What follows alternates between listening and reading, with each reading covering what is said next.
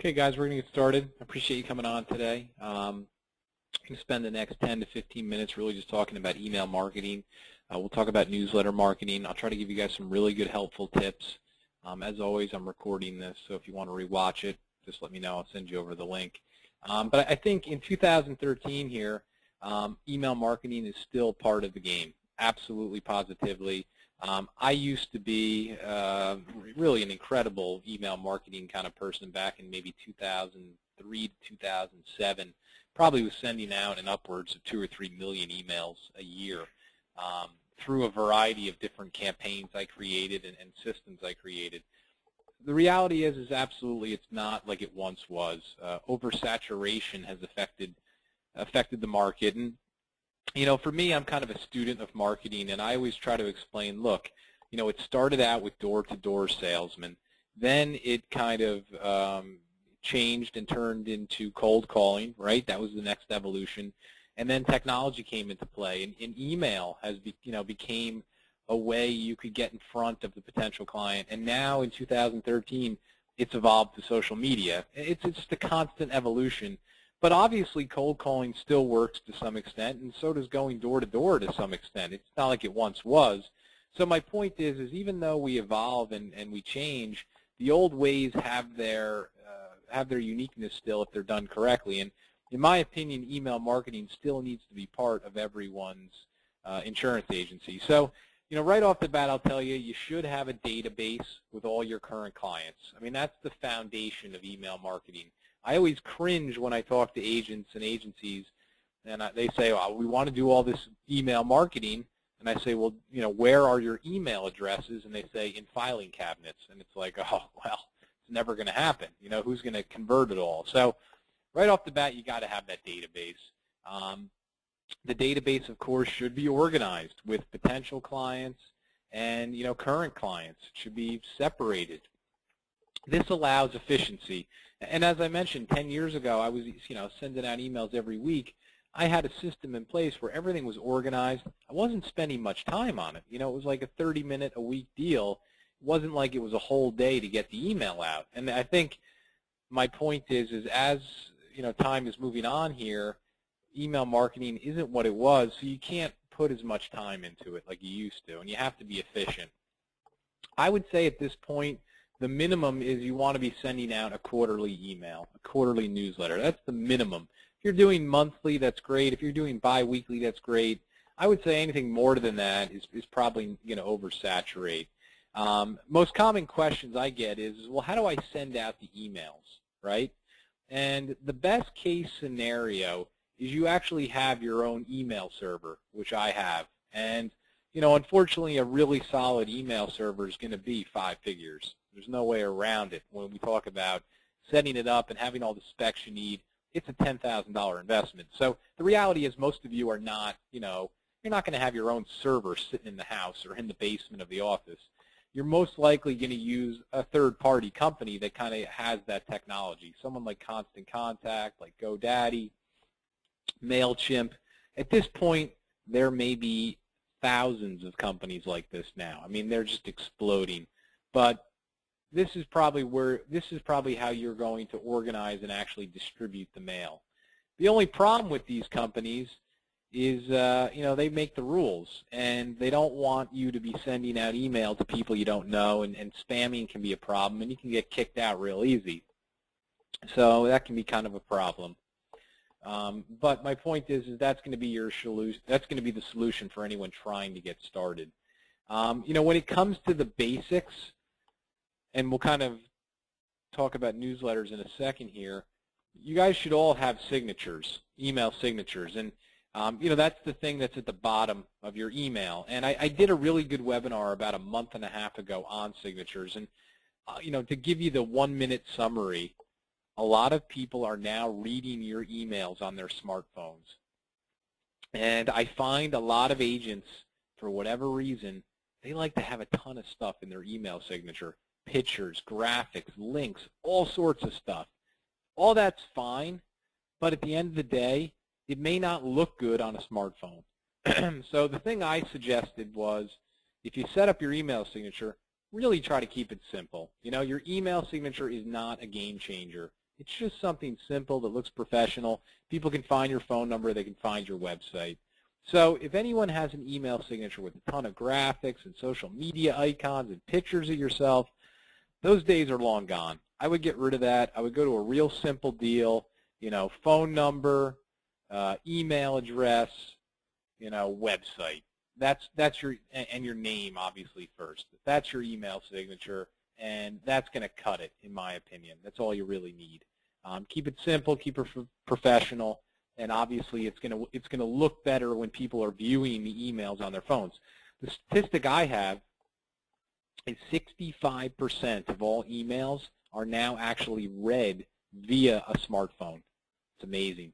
So, even though people are sitting at their computers, they're still reading the emails on their phones because they're so used to it. So you have to keep that in mind, and that becomes really important when you're sending out the emails, when you're sending out the newsletters. And, guys, one of the things I learned a long time ago was you're never going to have a perfect newsletter. You're never going to have a perfect email. That's the reality. And when I say perfect, I mean if you send it out to 10 people, you're going to get the results you want with all 10 people. It's not going to happen.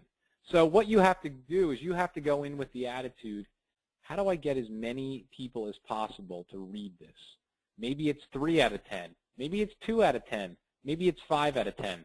It's really irrelevant what that number is, but I think my point is that you have to go in thinking like that. And if you think like that, you kind of sacrifice 2 or 3 of those 10 people every time. It's just part of the game. But here are a few real simple things you want to do. Anytime you send out the email to a few people, always put the email addresses in the blind copy. If you put the people's email addresses in the CC or in the to, you're going to get yelled at. I guarantee it. Someone's going to yell at you for putting their email address in. So anytime you send out a mass email, addresses always go in the blind copy. Another thing that still boggles my mind, because I see it happen all the time, if you're sending out a newsletter, use some sort of template. Do not put it in a PDF. And I had a client, he's out in kind of Colorado, and he used to put hours into designing some sort of newsletter. I think he would put it in Microsoft Word. And then he would print it to Adobe and make it a PDF. And the way he would send out the newsletter is he would just attach it to an email, blind copy all of his email addresses, and send it out. Huge, colossal mistake. The guy, if he sent it out to 1,000 people, he probably had 3 people read it, to be honest. Anytime you send out an attachment like that to multiple email addresses, most email servers immediately red flag you as a spammer. It's just a fact. No matter if it's spam or not, you're red flagged as a spam because they see multiple email addresses and they see the attachment. So no matter how great his newsletter was, it probably didn't even get to 70% of the people's addresses. Never send an attachment to multiple people. Big mistake. Send the emails at logical times. You would be surprised how many people put me on their distribution just to send it out to me. And I get their newsletters at like 4 in the morning. And I ask them, well, why'd you do that? Oh, I don't know, it's auto-sent. But to me, that's really important when you're sending it out. I would really suggest that you send out the newsletters early in the morning during work hours, 9 a.m., 10 a.m., 8 a.m. That's your target. That's when people are really focused on work. They're reading their emails. They're not distracted by the phone. That's the best time to send it out. Of course, anytime you send out a newsletter, always send it to yourself first and make sure it looks good.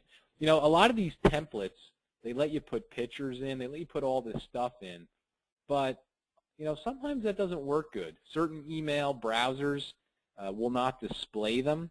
So I'm a big believer in keeping it overly simple. 1 or 2 articles. You don't need a million pictures. It just needs to be simple. Because again, it goes back to my theory of how do I get as many of these 10 people to read it?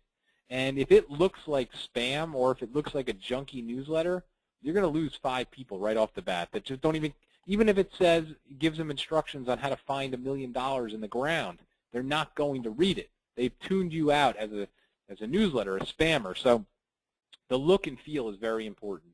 And very, very important, all newsletters, all emails need to have that unsubscribe feature at the bottom. that's just what has to be done.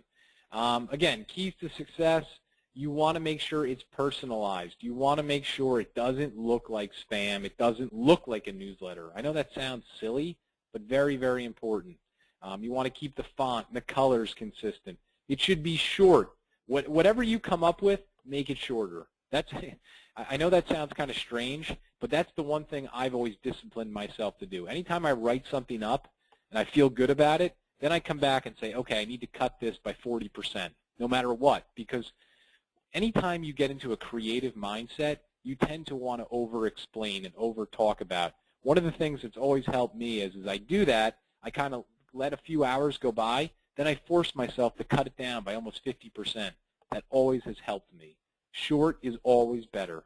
Of course, in the newsletter, no matter what you're talking about, whether it's healthcare reform, whether it's tips to buy auto insurance, you always want to have some call to action in there, links to your website to drive the people there. And again, I can't stress it enough. If it looks promotional, the people are going to assume it's spam and delete it instantly. And again, reason being, we've been sending out emails now for 15, 16 years. It has become a diluted art. People are sick of it. So you have to, if you're going to use it, you have to play like an expert, and you have to do your best to make it look worthy of reading. And of course, most importantly, well, let me just kind of transition. People always say, well, what should I put in my newsletters? I think that's always the biggest challenge. Back in the day, 2003, 2004, 2005, insurance agencies, they tended to try to educate people with their newsletters, right? That's where they thought that was valuable. Tips were valuable. The consumer's different now. They can go right on Google and find an answer in 1 second. So they don't see as much value in you educating them, okay? So in my opinion, you have to try to make newsletters promotional without soliciting people, okay? Talk about your agency. Talk about new employees. Talk about new services you offer. If you're struggling for content, then it's probably not worth sending out a newsletter at that time. There's no shame in saying, hey, I'm not going to do it this month. Because in my opinion, once you send out a few newsletters that aren't up to par, you immediately lose your audience and they tune you out. Even though the next one you send out may be brilliant. The last one was bad. Now they're just like, I don't have time for this.